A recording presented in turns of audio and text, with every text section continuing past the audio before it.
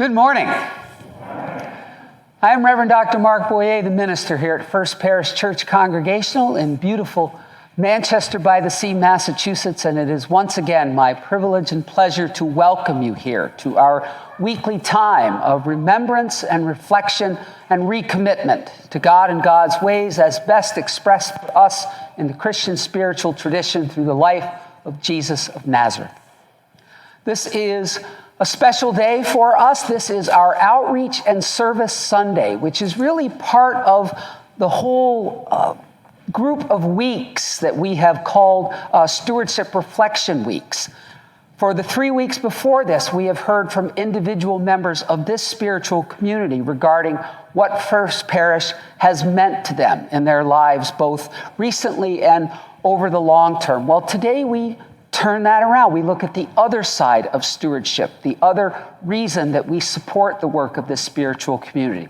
We will hear from representatives from 3 of the organizations that our stewardship dollars, our pledge dollars, help to support. They will speak to us about what they do and, again, what it is that our assistance helps them to do.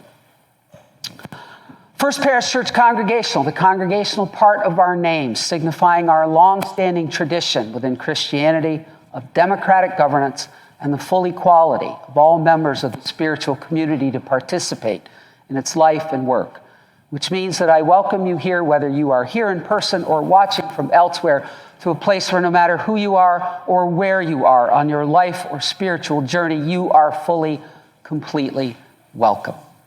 So with that, I now invite you to stand and join in the singing of this morning's opening hymn, Take My Life, God, Let It Be, that is printed in your bulletin.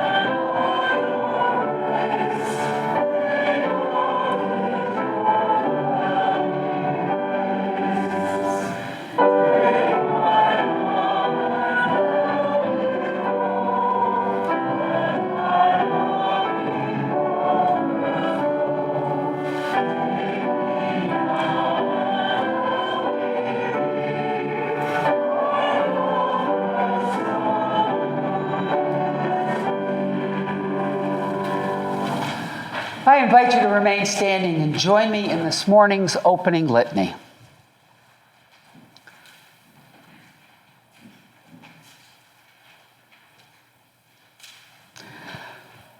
We have all been created in God's image and likeness.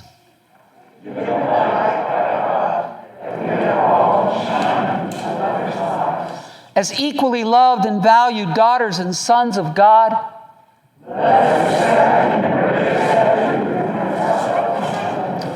and from that truth, let us reach out to the vulnerable and the forgotten.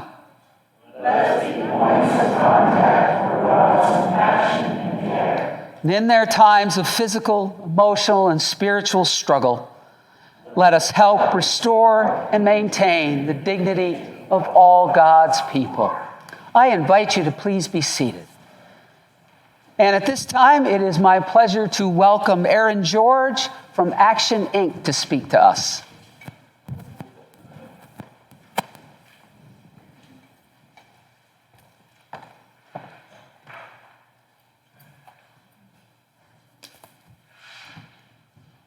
hoping everyone can hear me okay. I got to get very close, I was told. I'm hoping this is better. Well, thank you all so much for welcoming me this morning. I feel very lucky to be here, and you were all so kind to welcome me. I represent Action Inc., where I'm the Director of Housing Services. Action Inc. is a community action agency located here in Gloucester, but we serve the 5 communities of Cape Ann, which are Gloucester, Rockport, Essex, Ipswich, and of course, Manchester by the Sea.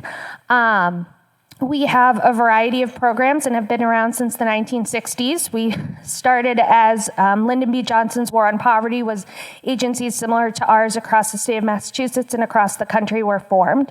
So we offer a variety of services, our biggest of which is our energy programs, which offer programs like fuel assistance and weatherization for low-income renters as well as homeowners. And those services span not only the Cape Ann area, but all the way throughout Essex County. We're actually just got a bit of a larger contract, so we'll be expanding up towards the Lynn area, actually, which is quite exciting. They do a lot of fantastic work and are really the revenue drivers of our agency, which allows us to do some of the other great work that we're able to do. In addition to that, we have our education and training programs where we offer students, young adults, an opportunity to get their high set, which is what the GED is referred to as now, through our building on Main Street in Gloucester. We also have various work training programs. We recently launched what's being referred to as the Trades Gateway. So with the pandemic, we found a lot of people had become out of work and were having a challenging time finding new jobs. So the Trades Gateway program actually provides financial assistance for individuals to go to a trade school, and we work to cover the complete cost of it. So we've had folks go to get their CDL, which is their commercial driver's license, and have also worked with folks going to plumbing schools over in Wilberg to learn some of those trades and to find jobs through internships and apprenticeships, which has been really successful, and that's a newer program. And then we also have our adult basic education. So members of the community that may have not received a high school diploma, we work with them. For individuals we have in the program that have a second or third grade education was the highest that they got. And we have a fantastic staff person that works with them to build up those skills till they eventually can get their high school equivalency. We also have our community services programs, which used to be referred to as advocacy, and that's probably one of the things people know us best for. During the pandemic, again, there was a big need for rental and mortgage assistance. In communities similar to Manchester, Gloucester, and Rockport, through their community preservation funds, were actually able to award us some funding. That went directly into what's called TBRA, or tenant-based rental assistance, and we also offered mortgage assistance as well.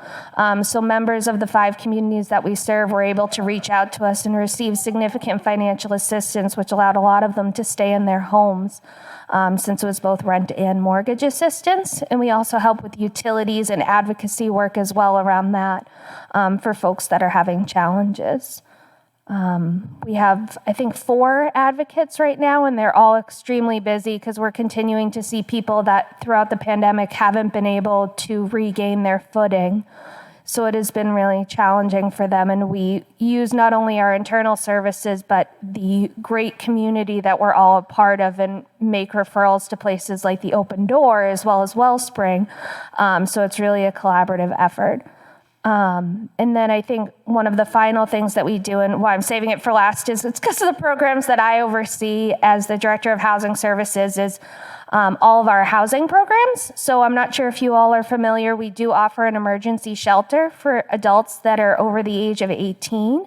And that's located actually at 370 Main Street in Gloucester. It's a big blue house if you've ever driven by.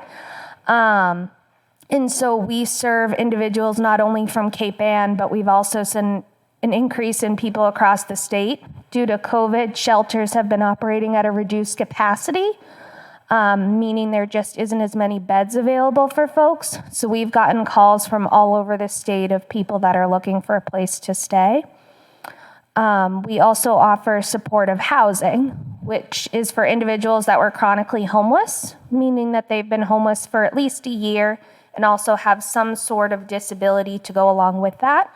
So we serve individuals and families through that program, and it does a fantastic job. We recently We have someone moving in tomorrow. It's quite exciting. Right down on the boulevard, he got an apartment. He's been homeless for a year, staying at our shelter. He's a gentleman that's in his late 60s. He had been working but lost his job.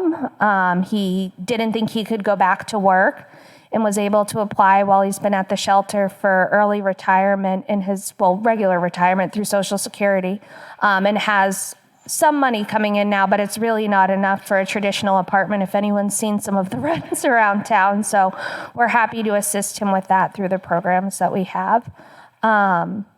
So it's kind of a range of services that we offer for folks of not only low income, but moderate income as well through our energy programs and some of the educational opportunities that we have.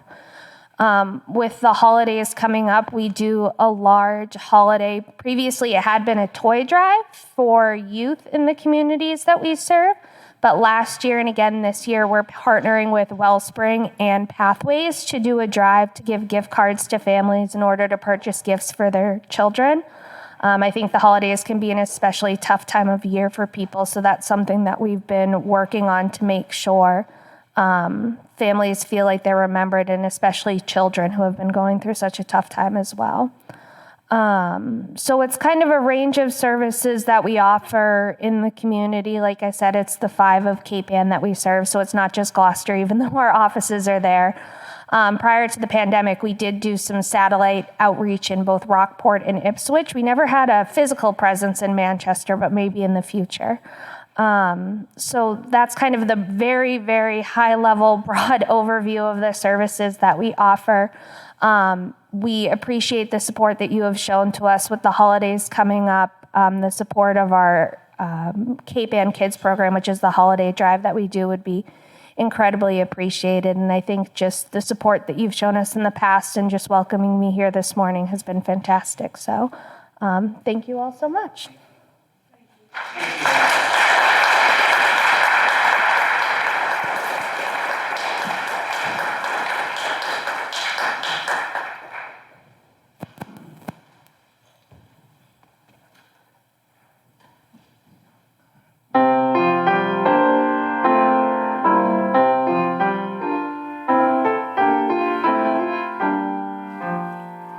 My soul is filled with joy in God my Savior, for he has lifted me and set me high. There is no holy one, no rock like our God. He answered my request, he heard my cry.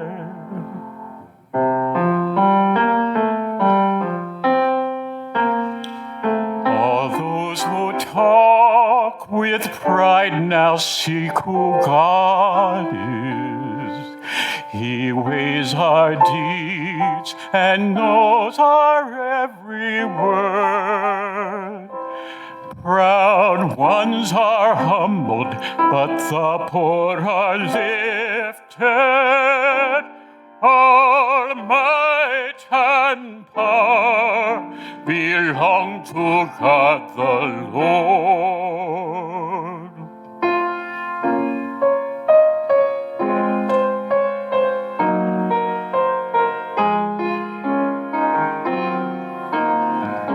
The strong have fallen, but the weak are strengthened.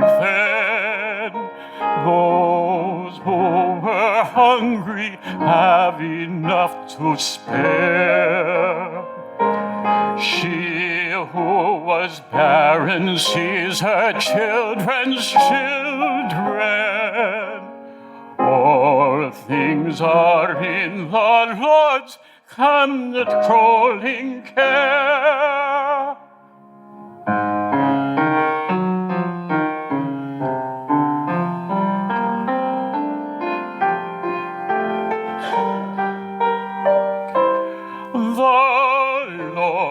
Has set the earth on sure foundations. Help for his saints is found in God alone.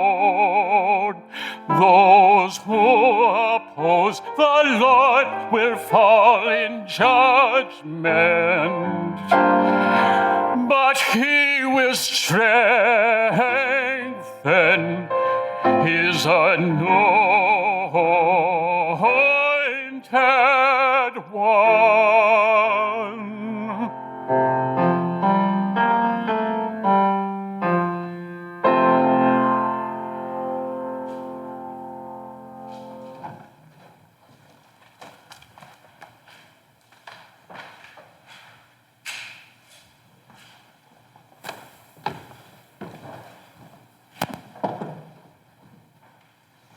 Good morning, everybody.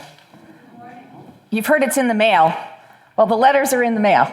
So I received Mark's yesterday. I hope you've received it, and if not, you probably will have it tomorrow. I also put some copies in the narthex near the bulletins if you'd like to take one, if you didn't get it already. I know that the Prices, Chip and Pam, got their letters in yesterday morning for stewardship, so that'll be coming in the next few days.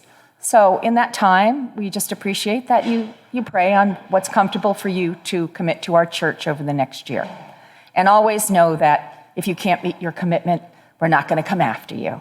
So, things happen to people. So please, if you don't get the pledge card in that second envelope this week, we will have it available in the narthex and it'll be printed in the bulletin.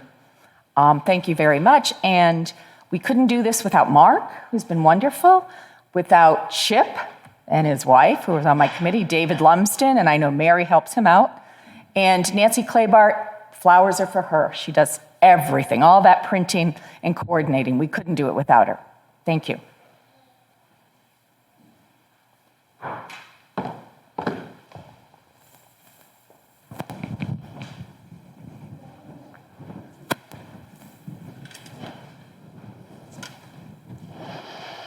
As we come to this morning's time of prayer for our spiritual community, I ask you to continue to hold in your hearts and minds and spirits all healthcare workers and scientists, all first responders, all those who continue to work so diligently to help ameliorate the effects of COVID-19 here and throughout the world. I also ask you to continue to hold in your hearts and minds and spirits all those who continue to contract and suffer from COVID-19. I ask you to hold in your hearts and minds and spirits on this day. I know it was a few days ago, but all of our veterans, all of the veterans from this country who have served our nation so honorably. I was particularly struck by that this past week when I saw the story about 2 soldiers in Afghanistan who were left to decide who got to get on the planes out and who did not. Just the thought of that is heartbreaking. These weren't generals, these weren't senior officers, these were 2 soldiers who were left to make those decisions. Those are the kinds of things that these people are asked to do, and so we hold them in our hearts and minds and spirits. I ask you to hold in your hearts and minds and spirits all those people who are displaced from their homes. A UN estimate that came out this past week says that there are now more than 84 million people throughout the world displaced from their homes due to war, poverty, and other issues. I ask you to continue to hold in your hearts and minds and spirits the gentleman that I mentioned a couple weeks ago, a very old and close friend of Cindy and mine, Charlie Francios, down in New Jersey. Charlie had the heart surgery that I mentioned over 2 weeks ago. He is still not home. There have been continuing complications, and so I ask you to hold Charlie and his wife Leslie and daughter Carla in your hearts and minds and spirits. Closer to home, I ask you to hold in your hearts and minds and spirits Al Ireton as he continues with his struggles at home. Sheila Mylot's family, I received word from Sheila yesterday that her 31-year-old nephew was killed in a motorcycle crash this past week. Also ask you to continue to hold in your hearts and minds and spirits Sheila Kafer as she continues her recovery at Ledgewood. I heard from Bud again a couple of days ago, and there has been continued progress, slow and steady progress. Sheila was able to get out for another outing again yesterday, so it is moving along, but slowly. Also ask you to hold in your hearts and minds and spirits a great joy that we shared here yesterday. Gianna Randazzo. Gianna is the great-granddaughter of Jane Pearson, and we baptized Gianna in this sanctuary yesterday morning. Are there other joys and concerns that you would like to share this morning? What's on your minds and hearts and spirits?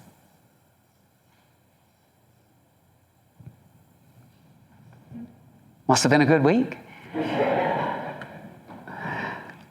Very well. With all of that, then, I invite you to now share any prayer intentions you might have, any joys and concerns that you have that you would like to hold to yourself. Let us at least share them privately now with our God in the silence of our hearts and minds.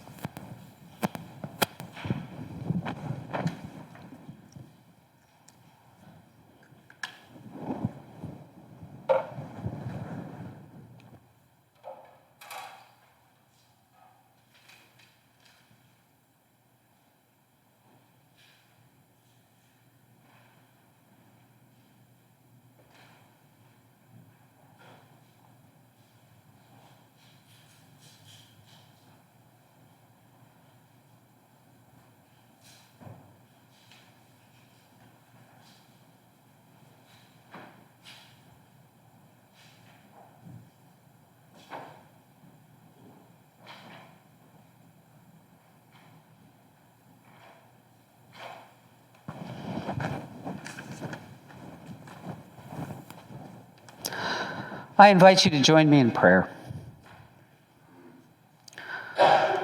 God of all time and place, God of all that we do and are, we come together again this day as a community of your people to thank you, to hear you speak to us, to better understand your call for our lives individually and together. A call that involves both all that we do within these walls and all that we do beyond them to serve you and others. And so on this outreach and service Sunday, O Lord, help us to see, to recommit, and to discern. Help us to see, to appreciate, and to be grateful for the ways in which we already serve to make life better for your people in need. Help us to recommit to offering the gifts and talents you have blessed us with in service to you and your ways on behalf of others. And help us to discern, to consider new and creative ways in which we might use our particular and collective resources to be a blessing to those in need of physical, mental, emotional, social, and spiritual support. Lead us, Holy One. Strengthen us, support us, guide us, so that others and we might become more whole. And we pray all this in the name of Jesus, the one you sent to show us and teach us that your call for our lives is not to be served, but to serve. Let us pray to you now in the words that he gave us, saying, Our Father, who art in heaven, hallowed be thy name. Thy kingdom come, thy will be done on earth as it is in heaven. Give us this day our daily bread, and forgive us our trespasses, as we forgive those who trespass against us. And lead us not into temptation, but deliver us from evil. For thine is the kingdom, and the power, and the glory forever. Amen.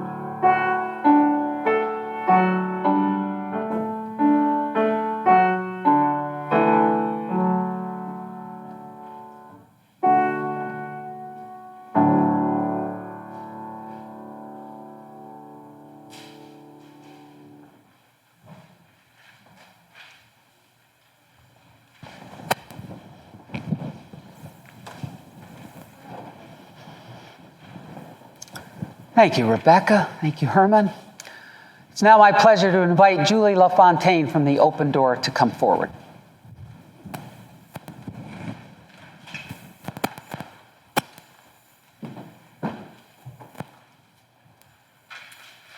Good morning, everyone. Good morning. It's a pleasure to stand here in the house of worship, steeped in history and grounded in faith. And I'm deeply honored to be standing with you in this special, special place. Rebecca, that was beautiful. Hard to follow. So I spend most of my waking hours in Gloucester, but I live in Essex with my husband, Jim, who's also a minister. Our children are all grown, and we've been married for 35 years last August. We came to Cape Ann 23 years ago, and I felt like I had come home. As it turns out, there was a reason for that. I'm an avid genealogist, and I found that my 7th great-grandfather, Edward Hazen, settled in Rowley, Massachusetts in 1648, less than 10 miles from where I live right now. In much the same way, the roots of the Open Door are firmly planted in the faith community, and this church has played a very important role in the community meals program and the organization, and especially the meal before Christmas Eve and Christmas Day. Bringing comfort and joy for many years, decking the halls and serving a feast in our dining room, it was a favorite meal of the entire year for our diners. First Parish Church is in the Open Door's DNA and grounded in one of the greatest requirements of our faith, which, if you remember, on the Judgment Day, the only day that mattered, he said, "When I was hungry, you fed me." And you have faithfully served that tenet. It's the genetic profile of community spirit. The Open Door was founded in 1978, and the Open Door meal program was founded in 1984. The two merged together to become the Open Door Cape Ann Food Pantry Incorporated. Known today as simply the Open Door. I've never talked from my computer before and it just went dark. It's like Dumbo and the Feather. I just have to have it there. So known today as just the Open Door. The Open Door has two food pantries, one in Gloucester and one in Ipswich. We have mobile markets, we have our meal program, we have nutrition education, we have Second Glance thrift store, and so much more. The Open Door's mission is to alleviate the impact of hunger in our community. And we do that by connecting people to good food, advocating on behalf of those in need, and engaging others in the work of building food security. It is something that we absolutely cannot do alone, and it is something that we do together in the spirit of community. And it's interesting if you take a look at the etymology of the words community and spirit. What do they really mean? Community comes from the root word communitas, which means fellowship, and spirit comes from the root word which means to breathe or breath. So if this is true as a community or a fellowship, we can aspire, which means to breathe upon, or perspire, we can breathe through like we did the pandemic. We can inspire by breathing into, and we can conspire by breathing together in harmony. And that makes community spirit. So today our mission is the same, but how we do things is very different. As the pandemic hit and the world fell to its collective knees in March 2020, the Open Door stayed open because of people like you. We continued to provide daily essential services through curbside distribution of groceries from both of our pantries in Gloucester and Ipswich, and grocery and meal deliveries to the homebound and the quarantined, as well as prepared meals out of our kitchen for distribution to individuals and to organizations like Action and the Grace Center. We used an alternating team approach for both team and staff and volunteers. There was an orange team and there was a green team. Bethany, were you orange or green? I can't remember. How that worked was when the green team was in Gloucester, where the heaviest demand was, the orange team would be off-site or in Ipswich or working from home. And then the following week, the orange team and the green teams would switch. And this reduced cross-contact, allowed for better social distancing, and preserved a contingency plan in the event, on the unfortunate event of a team member contracting the virus. It was a scary time. Our teams worked in rain and snow and sleet, outfitted in face masks and gloves and goggles, and we looked like something out of a sci-fi movie, but it was not a movie at all. It was real life, and it was right then, and it was right there. Last year, we provided 2.5 million pounds of food to nearly 10,000 unique individuals. We never missed a day of service. And that's thanks to the community that supported us. Thank you guys so very much. So what's new today? At the pantry, we're doing a brisk business, and we've moved to an online ordering system where people can place grocery orders much like Instacart or Peapod. And they can choose the items that they want. It's an online platform. They can choose the items that they want and the time that they'd like to pick it up. We also have a small delivery program, so groceries can also be delivered. And you might say, but Julie, what about people who can't get on a computer or don't know how to do that? We have a dispatch team that is working to help place orders over the phone. We have capability of translating into 170 different languages with an on-demand translation service. And we also have staff members that are fluent in both Spanish and Portuguese to assist people in making those orders. We're working on our medically tailored grocery program for curbside pickup or delivery with virtual nutrition counseling and training and education. This last week, we launched our farmer's truck, which is a large food truck. The sides come up to reveal a beautifully appointed market with lots of fresh fruits and vegetables. And we launched our very first market at the Veterans Center. I thought Adam might be here this morning, but we launched it at the Veterans Center. And it was a way to say thank you to our veterans on this very important week that we recognize them for protecting our freedoms.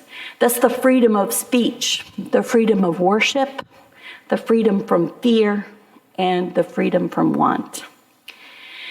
The new production kitchen is still on the horizon. The project has been delayed because of COVID and supply chain issues, but we expect to move forward.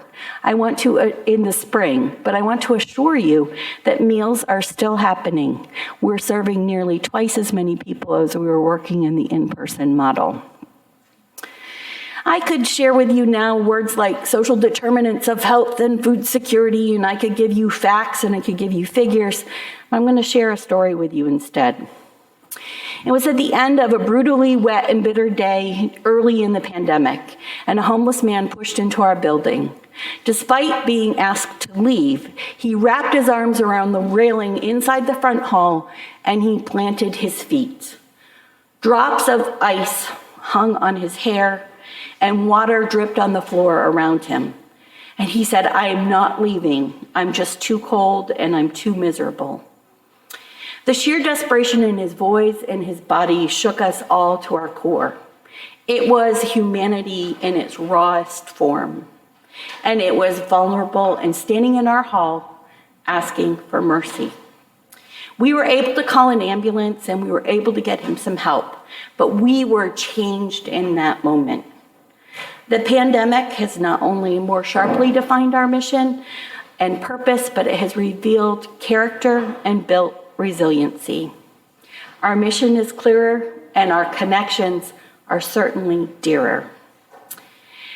Theodore Roosevelt famously said, "It is not the critic who counts, it's not the man who points out how the strong man stumbles or where the doer of deeds could have done better. The credit belongs to the man who's actually in the arena, whose face is marred by dust and sweat and blood, who strives valiantly, who errs and comes up short again and again, who at the best knows in the end the triumph of high achievement, and who at the worst, if he fails, at least fails while daring greatly. We are daring greatly together and moving forward. Even though the world has shifted, the mission promise remains the same: to alleviate the impact of hunger in our community and connect people to good food in the safest, most efficient manner to meet the nutritional needs of our community. It's not something we can do without you, and it's something that we need your help to do. So there are a couple ways that you can help. We are continuing to do meals, so you could sponsor meals.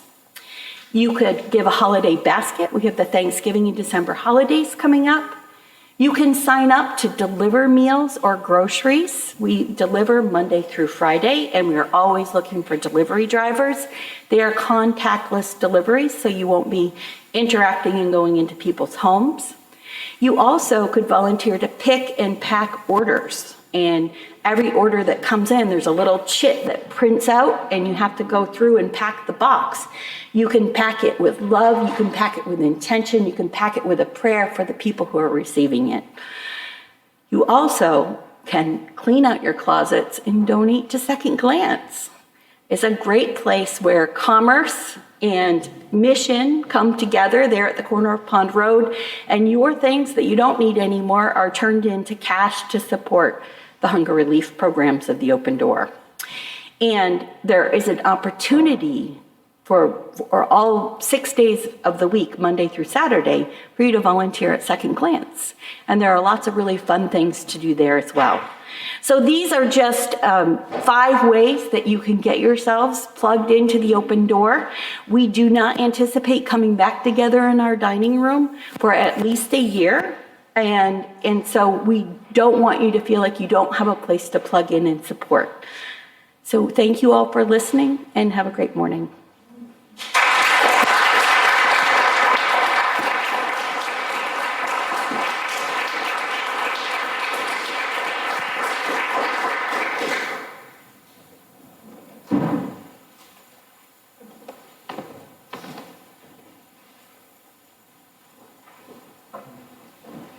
Thank you, Julie.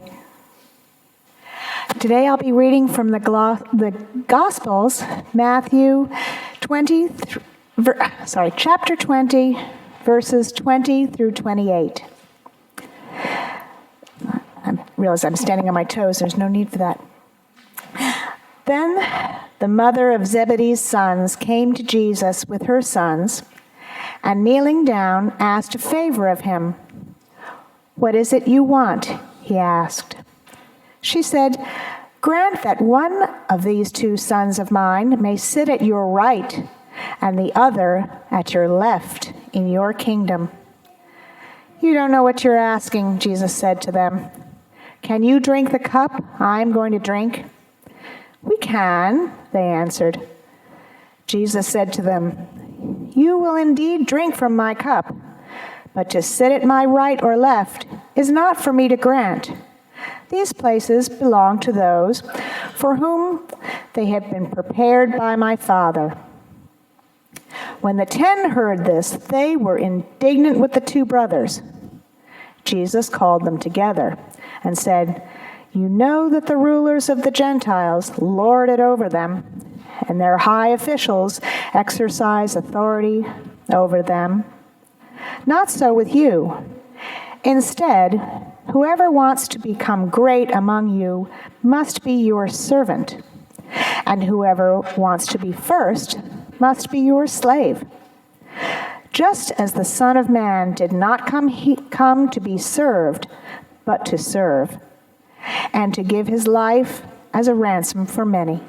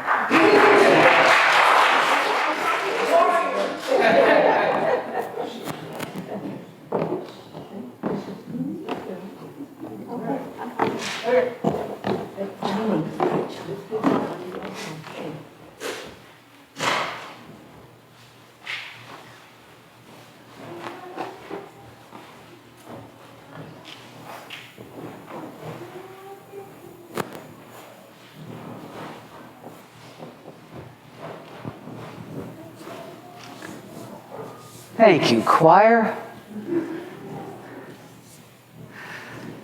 And now it is my privilege to welcome Carolyn Steward from LifeBridge Grace Center to speak to us.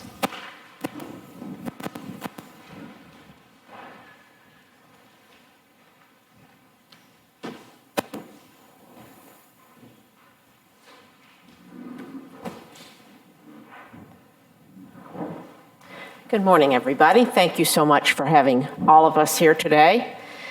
I am Carolyn Steward. I live in Gloucester. I am privileged to serve as the co-chair of the Grace Center Advisory Committee, which is basically those people who served on the board of Grace Center before we became part of LifeBridge. I also happily serve as a member of the board of LifeBridge, which is our parent company, Grace Center's parent company. We have been in business as Grace Center for almost 10 years. We'll be celebrating our 10th anniversary next month. We're going to have a virtual celebration on December 7th, and the actual celebration, which will happen at Grace Center, will be on December 21st, the day when we first began, which was a very, very cold day. And Grace Center began as a project of several members of the clergy throughout Cape Ann, including in Essex and several in Gloucester. And they really didn't know how it was going to turn out, but they knew there was a need. They had done some studies, and they saw that people had no place to go during the day, and particularly in the cold weather months. So they set about, and it was the pastor of the Congregational Church in Gloucester, Tom Bentley, who was the sort of leader of the pack, and they set about to try to have this day center happen. And it started on a very small scale, and it rotated among three churches: the Universalist Church, the Congregational Church, and St. John's Episcopal Church. So every day, people would pick up and move the stuff to the next location. And the guests got used to knowing where to come, but it was kind of fractured. And then over time, we expanded to 4 days and then 5 days. And then we became tenants of the Universalist Church, the Unitarian Universalist Church, where we have been since. And it's a wonderful relationship. They love us and we love them. At the beginning of the pandemic, we had to shut down our program, and Action, with the help from the city, opened a locked shelter in the YMCA, which had just been vacated by the Y. They moved up into their new quarters. And for from March until July, there were 27 people who lived in that shelter and never left it. The Action provided the shelter care at night, and Grace Center staff provided the daytime care. And then we were able to move back to our full-time headquarters at the Universalist Church, but much reduced capacity. We could not have as many people as we'd been serving before. And then came the next winter. What are we going to do? We were worried about what was going to happen. And through the incredible generosity of a local restaurant owner, Lenny Linquata, who had shut down his function area at the Gloucester House, he made that space available to Grace Center for all of last winter. And we were able to operate 7 days a week and take care of people throughout the coldest part of the winter. He has now repurposed that space, and so we are not going to be able to go back to the Gloucester House this winter, but we will be 5 days a week at the Universalist Church. And we just learned this week that St. John's Church is going to be home to our Sunday afternoon program, which we used to be able to operate at the open door, but they have closed down their facilities. So we keep growing, and we are part of about 5 years ago, we merged with LifeBridge of the North Shore, which has just given us just a new lease on life in terms of sustainability and the increase of our mission. And I just wanted to read to you from the belief statement of LifeBridge. Get it up here.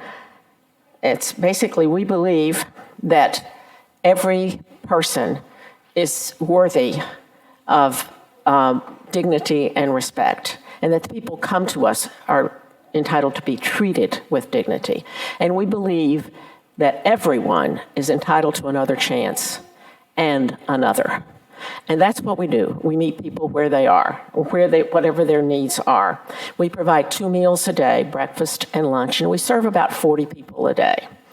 And we have art programs, and we have someone from Action comes regularly to help our guests try to find housing, and they're very successful in many ways. The Open Door provides most of the food that we serve. So the partnerships are what make it happen for us. And certainly we're exceptionally grateful for the work that this parish has done and the support of this parish. And we like to think of Jim Brennan as an angel. He says he's only a messenger, but we know he's an angel because he comes regularly and brings your love and support to our guests. And so we're very, very grateful for that.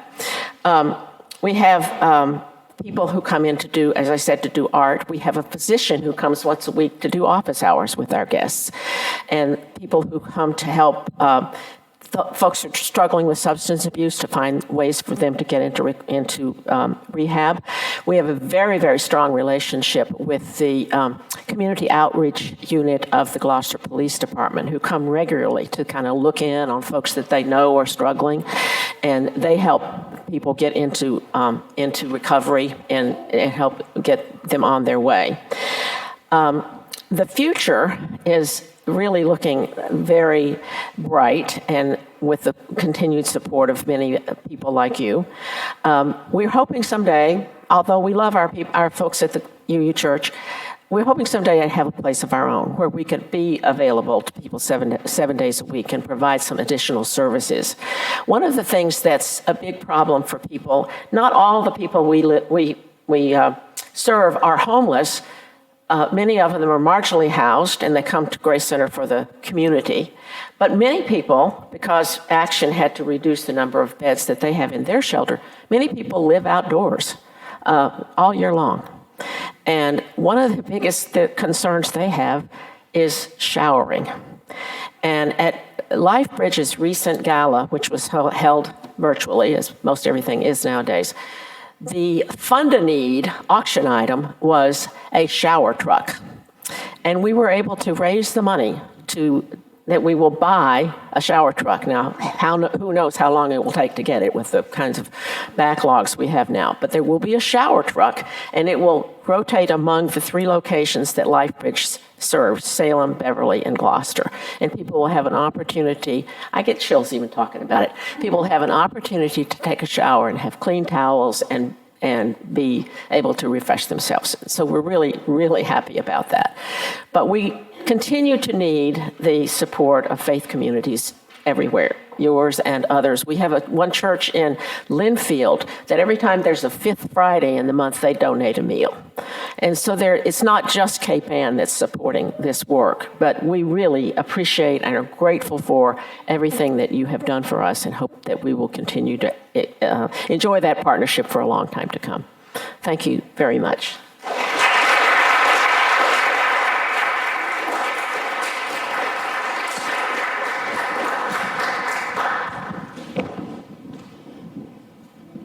Thank you, Carolyn. You know, Jim, in the Greek of the New Testament, angel and messenger are the same word.